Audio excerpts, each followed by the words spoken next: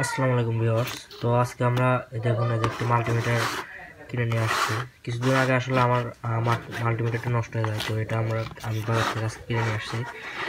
এই মাল্টিমিটারের প্রাইস এবং হচ্ছে যে এটার বিস্তারিত আমরা আজকে আলোচনা করব, কথা বলবো এটা নিয়ে। তো আমি এটা লোকাল মার্কেট থেকে কিনছি, আপনারা চাইলে অনলাইন থেকে নিতে পারেন। আমি দামটা ভিডিও শেষে বলে দেবো, আগে মাল্টিমিটারটা দেখাই। মাল্টিমিটার প্রথমেই পেয়ে যাবেন এরকম একটা ইউজার ম্যানুয়াল, যেটার মাধ্যমে এটা কিভাবে ইউজ করতে হবে সব কিছু ডিটেলসে আমরা পড়ে কিন্তু বিস্তারিত জানতে পারবো। আচ্ছা যাই হোক, এটা আমার দরকার হতেছে না। তো তারপরে পাবেন হচ্ছে যে এই যে মাল্টিমিটারটি, সাথে রয়েছে একটি 9 ভোল্ট ব্যাটারি, যেটা দ্বারা এটা চলবে, এটা ছাড়া তো চলবেই না ব্যাটারি। এবং এই যে চেক করার জন্য যে তারটা দেয়, এই তারটা পাবেন।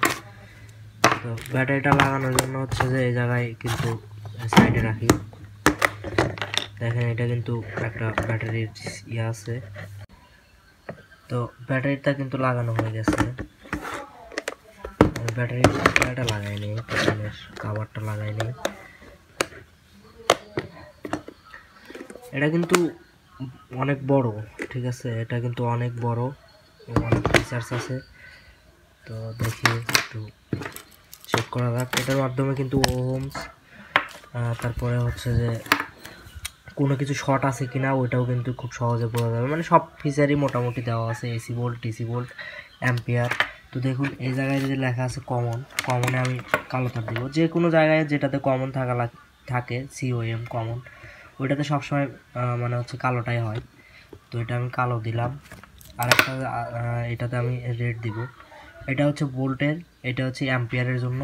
তো আমি এটাতে দিয়ে দিলাম, এই যে এটাতে আমি লাগাই দিলাম। তো লাগাই দেওয়ার পরে তো ধরুন আমরা এটার মাধ্যমে এখন শর্ট চেক করব। তো অন হয়ে গেছে, এই যে এখানে LED কিন্তু জ্বলতেছে। ধরেন আমরা এখন শর্ট চেক করব। এই দেখেন শব্দ হচ্ছে কিন্তু, এই যে দেখুন এটাতে কিন্তু আমরা খুব সহজে কিন্তু চেক করতে পারবো যে কোনো জিনিস। তো এখন আমরা ডিসি ভোল্টেজ চেক করব। তো ডিসি ভোল্টেজের জন্য কিন্তু দেখুন এই যে এই জায়গায় দেওয়া আছে, এটা ডিসি ভোল্টেজ, এটা এসি ভোল্টেজ, এইটা হচ্ছে ডিসি অ্যাম্পিয়ার, আর এটা হচ্ছে এসি অ্যাম্পিয়ার, ঠিক আছে। তো আমরা এখন ডিসি ভোল্টেজ একটা ব্যাটারি চেক করব, সেহেতু আমরা 20 রাখলাম আর কি, আপনার 20 ভোল্টে রেখে দিলাম। তো একটা ব্যাটারি চেক করা যাক। তো ব্যাটারিটা ছিল না আর কি, আমি নিয়ে আসলাম ব্যাটারিটা। তো এখন আমরা চেক করি। এটা কিন্তু উল্টা সিধা হইলেও কিন্তু কোনো ঝামেলা নাই, উল্টা সিধা হলেও কিন্তু কোনো প্রবলেম হবে না। যেহেতু একা একা ভিডিও করতেছি তাই সেহেতু ঝামেলা হচ্ছে। তো তারপরে আমি কষ্ট করে চেষ্টা করতেছি আপনাদেরকে দেখানোর জন্য।